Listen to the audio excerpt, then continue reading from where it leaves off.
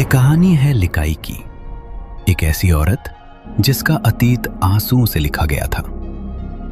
लिकाई के पहले पति की एक दुर्घटना में मौत हो गई थी, जिसके बाद पूरी दुनिया उसके लिए वीरान हो गई। समाज के ताने, अकेलेपन का डर और पेट की भूख। लिकाई के पास खोने के लिए बहुत कुछ था, लेकिन जीने की सिर्फ एक ही वजह थी, उसकी नन्ही मुन्नी। मेरी गुड़िया, तू ही तो मेरी दुनिया है। जब तू हंसती है तो लगता है तेरे बाबा अभी भी यहीं कहीं हमारे पास है। देख मुन्नी, उस दूर गिरते झरने को देख। वो जितना ऊंचा है, तुझे भी उतना ही ऊंचा बनना है।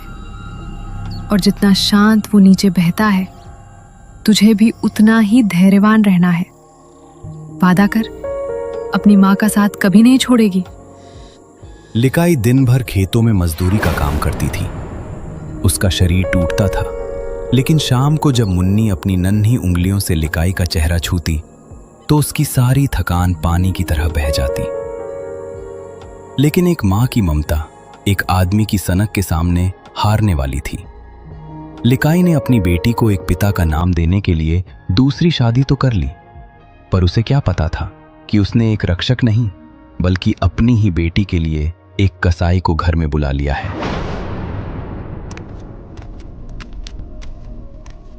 तिपुल दिन भर नशा करके रात को घर आता है। लिकाई, दिन भर बस इस बच्ची में ही लगी रहेगी। मेरे लिए खाना कहाँ है? बस लाती हूँ। मुन्नी को सुला दूं, फिर आपके लिए खाना लाती हूँ। ये बच्ची, ये मेरे और लिकाई के बीच की दीवार है। जब तक ये जिंदा है, लिकाई कभी सिर्फ मेरी नहीं हो पाएगी।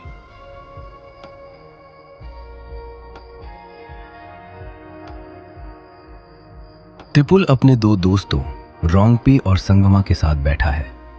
चारों तरफ शराब की बदबू और धुआं है। तिपुल गुस्से में कट कट करके देसी शराब पी रहा है। नफरत की आग को भड़काने के लिए अक्सर अपनों के कड़वे बोल काफी होते हैं।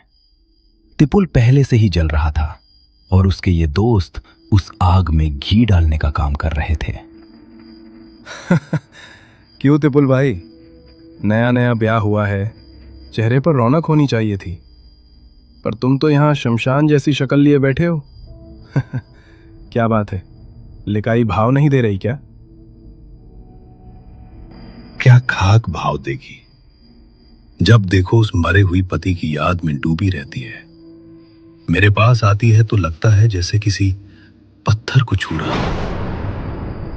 अरे भाई, हमने तो सुना था कि अपने पहले पति के साथ तो वो बड़ी लाडली बनी रहती थी, उसके एक इशारे पर नाचती थी। सुना है बड़ा गहरा इश्क था दोनों में। और तुम तो बस उसके घर की छत मरम्मत करने वाले मजदूर बनकर रह गए हो। चुप कर संगमा, वो अब मेरी बीवी है। बीवी? कैसी बीवी भाई? ऐसी शादी का क्या मतलब जहां तेरी भूख ही ना मिट पाए?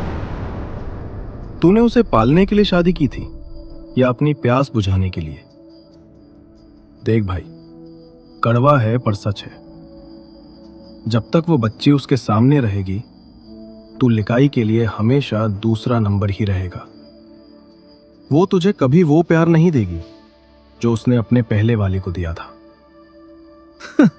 सच तो ये है तिपुल कि लिकाई तुझे सिर्फ एक सीढ़ी की तरह इस्तेमाल कर रही है ताकि उसकी बेटी पल सके। जिस दिन मुन्नी बड़ी हो जाएगी, वो तुझे लात मार देगी। तू मर्द है या कोई खैराती? वो बच्ची ही हर मुसीबत की जड़ है। लिकाई कहती है वो उसकी जान है। तो उसकी जान निकाल दे। जब जड़ी नहीं रहेगी तो पैर अपने आप तेरी तरफ झुकेगा। आज मौका है भाई, फैसला तुझे करना है कि तुझे मर्द बनकर रहना है या लिकाई का नौकर। कल लिकाई जब वापस आएगी तो उसे मां कहलाने का हक ही नहीं बचेगा।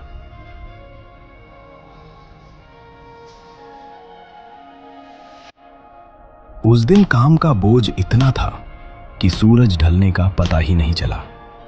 लिकाई के पैर थकान से भारी थे, लेकिन उसका दिल हल्का था। उसने सोचा था कि घर जाते ही मुन्नी को गले लगाएगी और उसकी हंसी सुनकर अपनी सारी थकान भूल जाएगी। लिकाई घर के अंदर कदम रखती है। घर में अजीब सी गंध है, मसालों की खुशबू, पर साथ ही कुछ जलने की कड़वाहट। तिपुल कोने में खड़ा है। उसके चेहरे पर एक अजीब डरावनी मुस्कान है।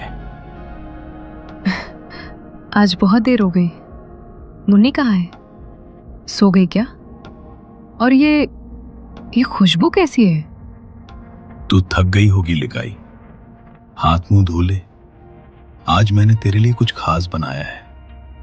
आज तू शिकायत नहीं करेगी कि मैंने घर का काम नहीं किया। आपने खाना बनाया? पर मुन्नी कहाँ है? आवाज नहीं आ रही उसकी। वो पड़ोस वाली के यहाँ खेल रही है।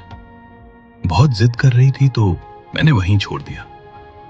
तू बैठ, पहले खाना खा। आज मैंने शिकार किया है, ताजा मांस है। ऐसा स्वाद तुझे पहले कभी नहीं मिला होगा। लिकाई को तिपुल का व्यवहार अजीब लग रहा था। वो आदमी जो कल तक नफरत की आग उगल रहा था, आज इतना शांत कैसे? पर भूख इतनी तेज थी कि लिकाई ने सवाल करना छोड़ दिया और पहला निवाला मुंह में डाला। इसका स्वाद बहुत अजीब है तिपुल। कि कौन सा मांस है और ये इतना मीठा क्यों लग रहा है? ये बहुत कोमल, बहुत नाजुक। मैंने इसे बहुत धीमी आंच पर पकाया है ताकि इसका एक एक कतरा तू महसूस कर सके। खा ले, पूरा खत्म कर। आपने नहीं खाया? मेरा पेट भर गया लिकाई, तू पूरा खा ले। लिकाई तेजी से सारा खाना खत्म कर लेती है। वो अपनी उंगलियां चाटती है। भूख शांत होती है तो उसे अचानक मुन्नी की याद फिर से बेचैन करने लगती है। अब मैं उसे ले आती हूँ, रात बहुत हो गई है। हाथ तो धो ले। लिकाई हाथ धोने के लिए घर के पिछवाड़े पान के पेड़ के पास रखे पानी के बर्तन की तरफ जाती है। चारों तरफ सन्नाटा है। जैसे ही वो झुकती है, दिए की हल्की रोशनी जमीन पर गिरती है। अचानक लिकाई की नजर जमीन पर पड़ी एक चीज पर टिक जाती है। एक छोटी सी कच्ची कटी हुई उंगली, जिसके नाखून पर वही लाल रंग लगा है जो लिकाई ने सुबह मुन्नी को लगाया था। ये मुन्नी की उंगली है। तिपुल! वो दौड़कर तिपुल के पास जाती है। वो हाथ में खून से सना हुआ चाकू लिए खड़ा है। तिपुल, ये क्या है? मुझे सच बता, मेरी मुन्नी कहाँ है? तूने क्या किया उसके साथ? ये उंगली उसकी है। सच तो तूने अभी अभी चखा है लिकाई। स्वाद कैसा था? अपनी ही पोख के टुकड़े को चबाकर कैसा लगा?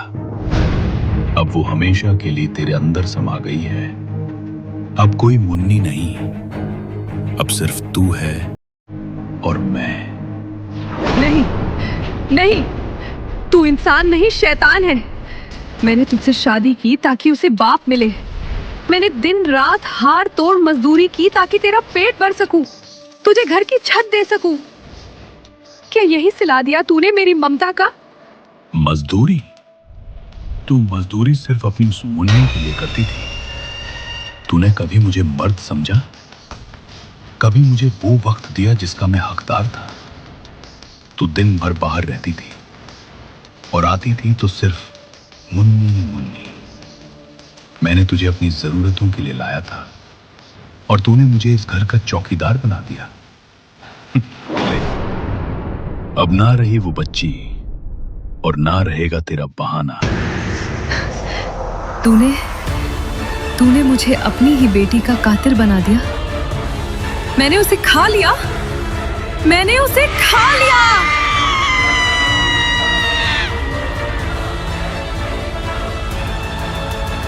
लिकाई अब एक औरत नहीं रही थी, वो एक ऐसी रूह बन चुकी थी जिसका सब कुछ लुट चुका था। उसके कानों में मुन्नी की खिलखिलाहट गूंज रही थी और उसके हलक में उस खौफनाक खाने का स्वाद उसे जला रहा था। लिकाई घने जंगलों के बीच से भाग रही है, कांटे उसके कपड़ों को फाड़ रहे हैं, पैर जख्मी है, लेकिन उसे दर्द महसूस नहीं हो रहा। वो ऊंचे पहाड़ के मुहाने पर पहुंचती है, जहां से झरना हजारों फीट नीचे गिरता है। झरने के किनारे पर लिकाई खड़ी है, नीचे गहरा अंधेरा और पानी की गूंज है। मुन्नी, मेरी बच्ची, तेरी माँ आ रही है। मुझे माफ कर देना। मैंने तुझे पाला, मैंने तुझे सींचा और मैंने ही तुझे। माँ को माफ कर दे मुन्नी। इस दुनिया में तेरे लिए कोई जगह नहीं थी और अब मेरे लिए भी नहीं है। लिकाई एक लंबी सांस लेती है और अपनी आंखें बंद कर लेती है। वो उस ऊंचे पहाड़ से नीचे की ओर छलांग लगा देती है, उसके गिरते हुए शरीर के साथ नीचे की ओर जाता है। उस रात मेघालय के इन पहाड़ों में एक माँ की आखिरी चीख सुनी। लिकाई का शरीर उस ठंडे पानी में विलीन हो गया, लेकिन उसकी कहानी उस झरने के नाम में अमर हो गई, नोह का लिकाई, यानी लिकाई की छलांग। लिकाई का शरीर तो उस ठंडे पानी की गहराइयों में विलीन हो गया, लेकिन उसकी तड़प आज भी इन वादियों में कैद है। कहते हैं कि लिकाई की मौत के बाद उसने अपने पति को बहुत दर्दनाक मौत देकर बदला लिया, लेकिन उसकी रूह को आज भी चैन नहीं मिला। चेरापूंजी की वो धुंध जो दुनिया के लिए खूबसूरती है, स्थानीय लोगों के लिए एक खौफनाक कफन है। आज भी जब आसमान में काले बादल छाते हैं और हवाएं इन ऊंचे पहाड़ों से टकराकर चीखती हैं, तो झरने के शोर के बीच एक और आवाज सुनाई देती है। एक ऐसी आवाज जो इंसानी नहीं लगती। वो आवाज एक माँ की रूह की है। जब हवाएं तेज चलती हैं तो झरने के शोर के साथ एक औरत के रोने की आवाज आती है, जो पूछती है, मुन्नी, तू कहाँ है?